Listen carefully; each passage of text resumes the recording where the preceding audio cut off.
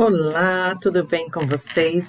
Chegamos na aula 7 de ciências e assim vamos terminando a nossa apostila, né? Vamos caprichando aí então em tudo que tem que fazer. Os vídeos das outras aulas estão todos disponíveis aí, tanto no canal do YouTube da professora, como nos aplicativos lá do Classroom, né? Para quem segue por lá. Se perdeu alguma aula, vá lá, recapitule essa aula se você precisar de alguma ajuda e não deixe de participar e entregar. Lembrando que as apostilas, quando forem entregas, vai valer como presença, como se a gente tivesse ido para a escola. Então é importante que todos entreguem a apostila lá na escola, ok? Então vamos lá? Tá todo mundo preparado aí com a apostila na mão? Então vamos para a aula 7 de ciências, que continua falando sobre transformações reversíveis e não reversíveis. Vamos lá? Aqui então tem aqui o título: Conservação dos alimentos pelo frio. O efeito conservador do frio baseia-se na inibição total ou parcial dos principais agentes responsáveis pela alteração dos alimentos.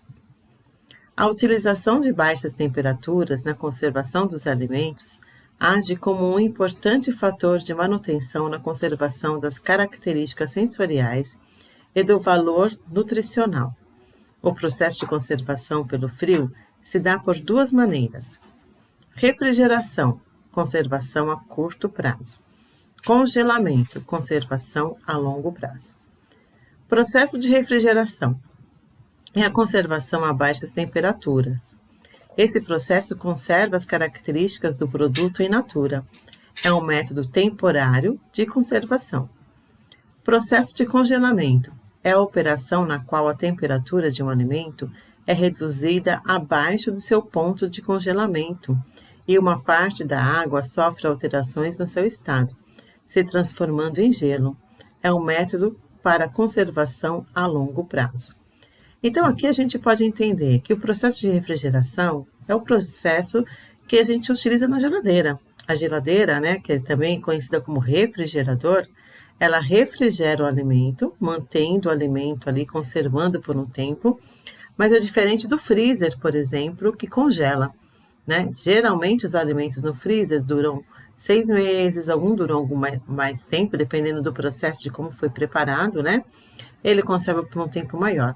E a refrigeração, ela só deixa o alimento conservado por um período curto, às vezes de um dia para o outro, às vezes 3, 4 dias, depende também da conservação do alimento, ok?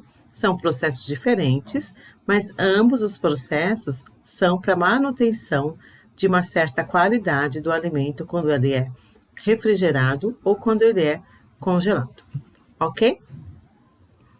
E agora, então, vamos fazer as perguntas. A partir das informações do texto, responda: um alimento congelado tem o seu aspecto modificado? Qual é ele? Então, ele fala lá do aspecto congelado do alimento. Vocês vão voltar lá no texto e obter a informação. Cite 2 exemplos de alimentos que podemos congelar, né? Aqui no texto ele não fala nenhum exemplo de alimentos, mas com certeza vocês devem ter aí em casa alimentos que são congelados, né? Que a gente pode congelar. Vejam com a mãe.